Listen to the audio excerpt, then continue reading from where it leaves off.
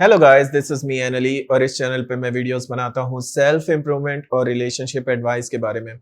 आज की मेरी वीडियो का टॉपिक है 6 ways to get respect in life. 6 वो तरीके जिनसे आपको रिस्पेक्ट मिलेगी जिंदगी में, जो कि आपको नहीं मिल रही है। ऑफ कोर्स तभी आप इस तरह की वीडियोस देख रहे हैं।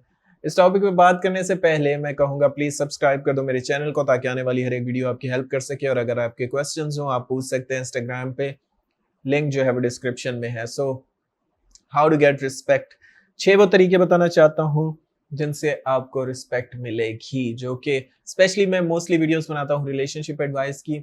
और रिलेशनशिप एडवाइस में जो मुझे लोग कांटेक्ट करते हैं मेरी वीडियोस देखने के बाद, वो यही शिकवा करते हैं कि सर कुछ ऐसा बताएं जिससे हमें रिस्पेक्ट मिले। हमें रिस्पेक्ट नहीं मिलती लाइफ में हमारे पार्टनर की तरफ से, और हम बहुत सफ़र करते हैं। हम चाहे जितना उनके लिए बेहतर करें, जितना उनके साथ भलाई करें, वो उल्टा हमें डिसरिस्पेक्ट करते हैं। और यही ट्रेजिडी है ह्यूमंस के साथ। सबसे पहले तो मैं ये बताना चाहूंगा कि इट्स ऑल अबाउट अट्रैक्शन, क्योंकि रिलेशनशिप्स की जहां तक बात करें, शुरू में आप दोनों के बीच में एक अट्रैक्शन होती है। तो अट्रैक्शन की वजह से आप एक दूसरे की वो आदतें भी बर्दाश्त करते हैं जो शायद आपको पसंद नहीं आ रही होती, या जो आपको थोड़ी वियर्ड लगती हैं। लेकिन उस टाइम अट्रैक्शन इतनी हाई होती है कि वो आदतें छुप जाती हैं। लेकिन जैसे जैसे रिलेशनशिप बढ़ता है, जैसे जैसे आप एक दूसरे को जानते हैं, तो अ, आपको फिर उनकी बुराइयां भी नजर आने लग जाती हैं, और फिर वो आपको चुभती हैं। फिर एक टाइम ऐसा आता है कि आपसे बर्दाश्त नहीं होता और उनसे भी बर्दाश्त नहीं होता और ब्रेकअप हो जाता है, और इस तरह से।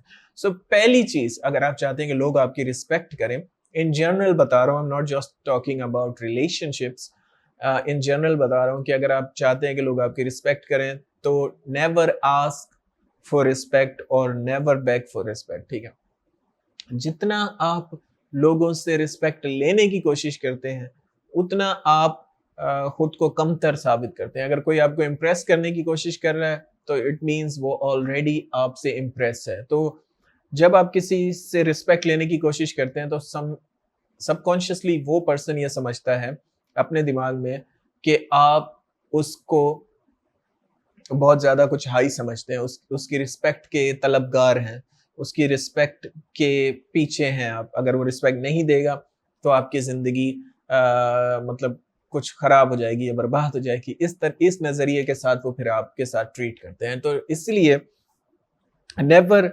Ask for respect. इंस्टेड आप ये करना चाहिए आपको कि आपको एक्शन करना चाहिए ज़िंदगी में। ठीक है, किसी अगर अगर मैं बिज़नेस सेटिंग्स की बात करूँ, या मैं दूसरे लाइफ के हिस्सों की बात करूं, तो वहां पे भी अगर आप किसी से जबरदस्ती रिस्पेक्ट लेंगे, तो ये दो चीजें होंगी। एक, या तो वो आप पे तरस खाने लग जाएंगे, आपको कमतर समझने लग जाएंगे, या फिर दूसरी चीज ये होगी कि वो आपको हेट करने लग जाएंगे, हॉस्टिलिटी पैदा हो जाएगी, एक नफरत सी पैदा हो जाएगी। इवन के चाहे मैंने अक्सर देखा है ये ऑफिसेज में कि अगर आप अपने सबॉर्डिनेट को, जो आपसे निचले आपका जो एग्जीक्यूटिव है, आप फॉर एग्जांपल मैनेजर हैं और वो आपका एग्जीक्यूटिव है, आप उसको कोई हुक्म देते हैं, कोई काम बताते हैं, अगर थोड़ा फोर्सफुली बताएं, तो लोग ऑफेंड हो जाते हैं। तो इसलिए जब आप किसी से रिस्पेक्ट लेने की करेंगे, चाहे वो प्यार से करें या चाहे वो गुस्से से करें, गुस्से से करेंगे तो लड़ाई और नेगेटिविटी पैदा होगी, और प्यार से करेंगे तो वो आपको उल्टा कमतर समझने लग जाएंगे। तो इसलिए instead of asking someone to give you respect, आपको कुछ चीजें ऐसी करनी चाहिए जिससे वो ऑटोमेटिकली आपको रिस्पेक्ट दें। यानी कि आपको अपना काम जब सही से करना चाहिए। जब वो नेक्स्ट पर्सन देखेगा कि यार ये काम बिल्कुल सही से कर रहे हैं, तो वो ऑलरेडी अपने काम को भी सुधारने की कोशिश करेगा, ना कि आप उस पे हुक्म जमाएं कि यहाँ से यूं करते हैं, वहां से यूं करते हैं। वो भी ठीक है, पर वो कभी कभी बहुत हॉस्टिलिटी पैदा कर सकता है। ठीक है, रिलेशनशिप की जहां तक बात है, अगर आप अपने पार्टनर से रिस्पेक्ट की तलबगार रहेंगे, तो वो उल्टा आपसे दूर भागेंगे। सो ये नहीं करना।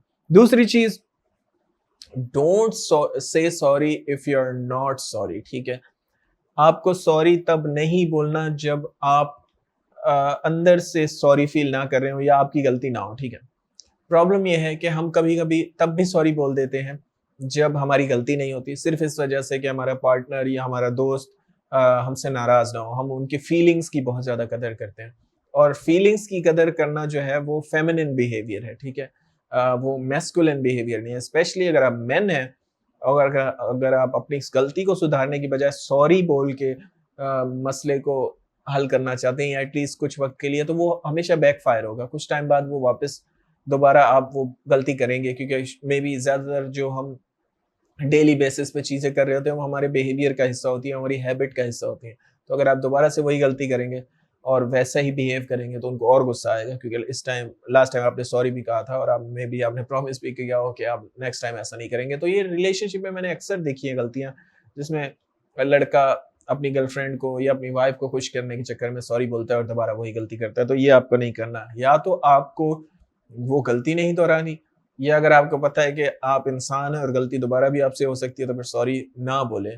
और अगर आपकी गलती नहीं है तो ऑफ कोर्स फिर तो कभी भी सॉरी ना बोलें, चाहे नेक्स्ट पर्सन नाराज होना हो जाए, इट्स ओके, डजंट मैटर, ठीक है। लाइफ में हमेशा अपनी वैल्यूज क्रिएट करके रखें। दूसरी चीज जिससे आपकी रिस्पेक्ट बढ़ेगी दुनिया में वो है फिजिकली और psychologically take up the space. अब मैं समझाता हूँ इससे मुराद क्या है। Physically take up the space यानी कि स्टडीज ने ये बार बार साबित किया है कि वो लोग जो ज़्यादा हाई स्टेटस के लोग होते हैं, जो लीडर टाइप होते हैं, वो फिजिकली भी ज़्यादा स्पेस ऑक्यूपाई करते हैं। जब वो बैठते हैं कहीं पे या कुछ, तो वो बिल्कुल खुले होके बैठते हैं, वो बिल्कुल ऐसे सुकड़ के परेशान होके, क्योंकि ये जो बिहेवियर होता है ये डिप्रेशन की अलामात का बिहेवियर होता है। तो इससे ये साबित होता है कि अंदर से आप खुश नहीं है, आप अपने आप को डाउट करते हैं, आप कॉन्फिडेंट नहीं है अपने बारे में। तो जो कॉन्फिडेंट होगा उसी को रिस्पेक्ट दी जाती है इस दुनिया में।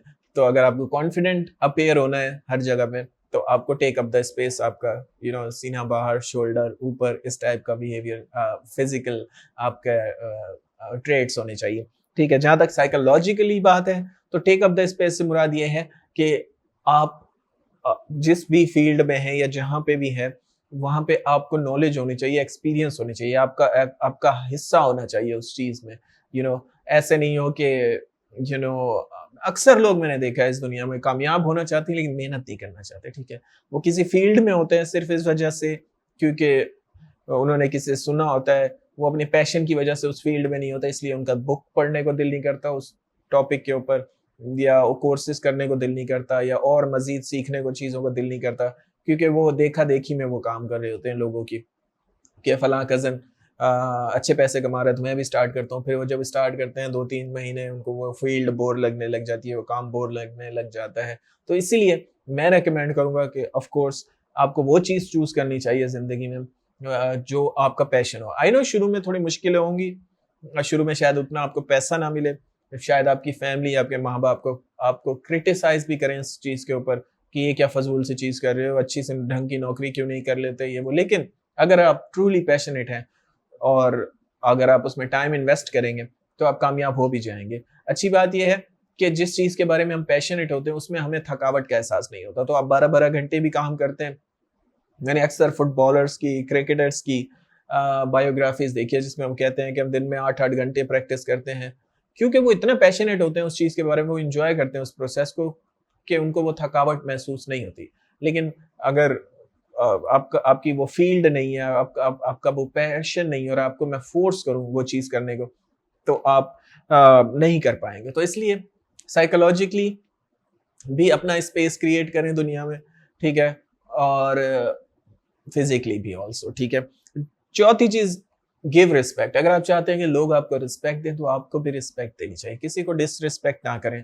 कहते हैं, हमारे यहाँ कहते हैं कि इज्जत इंसान के अपने हाथ में होती है, और ये बहुत सच बात है। अगर आप किसी से बदतमीजी से पेश आएंगे तो वो आपसे बदतमीजी से पेश आएंगे।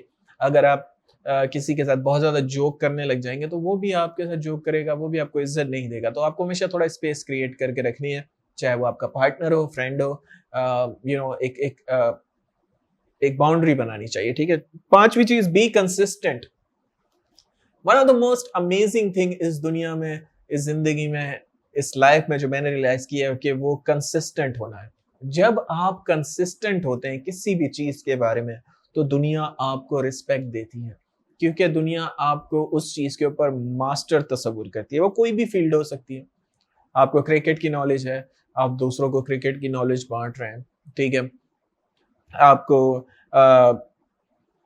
आप पैशनेट हैं गिटार बजाने के बारे में, या म्यूजिशियन आप बनना चाहते हो और उसके में आपका इंटरेस्ट है और आप उसी में हैं पिछले कुछ सालों से और प्रैक्टिस कर रहे हैं। भले आप उस लेवल पे, वर्ल्ड लेवल पे कामयाब नहीं हुए, लेकिन एटलीस्ट आप कुछ ना कुछ नाम फिर भी बना जाएंगे, लोग आपको रिस्पेक्ट देंगे। कंसिस्टेंस जो रहता है, जो बार बार मुसलसल ट्राई करता रहता है और एक ही काम को करता रहता है, उसको दुनिया रिस्पेक्ट देती है।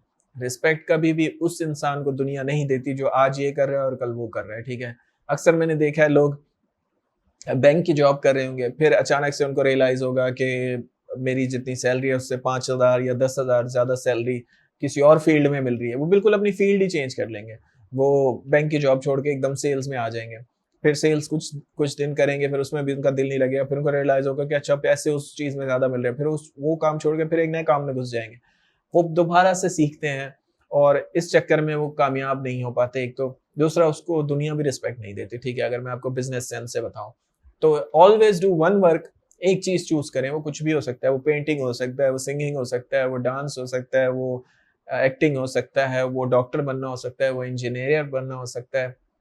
Do whatever you like, but consistent रहें उसके साथ और उसी के ऊपर प्रैक्टिस करें, उसी के ऊपर कोर्सेज करें, उसी को सीखें, उसी में मास्टरी हासिल करें। पैसा भी होगा, शोहरत भी होगी, रिस्पेक्ट भी होगी, ठीक है। आखिरी चीज, make values and stick with them. लोग हमें तब रिस्पेक्ट देते हैं जब हम वैल्यूज बनाते हैं और उनके साथ स्टिक रहते हैं। प्रॉब्लम यह है कि इस दुनिया में ज्यादातर लोगों की कोई वैल्यू ही नहीं है, स्पेशली इन रिलेशनशिप। मैंने ये देखा है कि लड़की या लड़का सिर्फ इस वजह से रिलेशनशिप में आ जाते हैं कि एटलीस्ट गर्लफ्रेंड तो मिल रही है या एटलीस्ट बॉयफ्रेंड तो मिल रहा है, और इस चक्कर में उनका पार्टनर भी उन्हें रिस्पेक्ट नहीं करता, उनके दोस्त भी उन्हें रिस्पेक्ट नहीं करते, क्योंकि आपने कोई स्टैंडर्ड नहीं बनाया हुआ, ठीक है।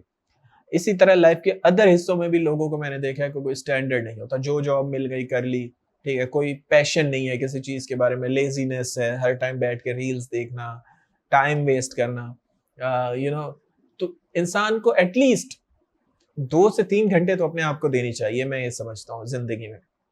अगर आप जिंदगी में 2 से 3 घंटे खुद को देंगे, आप कोई बुक्स पढ़ेंगे या कोई कोर्सेज करेंगे या खुद को बेहतर बनाएंगे, एवरी सिंगल डे आप कुछ नया लर्न करेंगे रात को सोने से पहले, तो आप दिन ब दिन बेहतर हो जाएंगे। चंद सालों के अंदर आप बड़े डिग्रियों वालों से आगे निकल जाएंगे, चंद सालों के अंदर आप बहुत से लोगों से आगे निकल जाएंगे अगर आप प्रैक्टिस करते रहेंगे। सो इसलिए make values and stick with them, ठीक है। कोई आपकी वैल्यूज होनी चाहिए, कोई आपका स्टैंडर्ड होना चाहिए कि यार मुझे ये करना है, मैं ऐसे रहूंगा, ये मेरा लाइफस्टाइल है। हर किसी को अल्लाह ताला ने यूनिक बनाया, हर बंदा डिफरेंट है, ठीक है।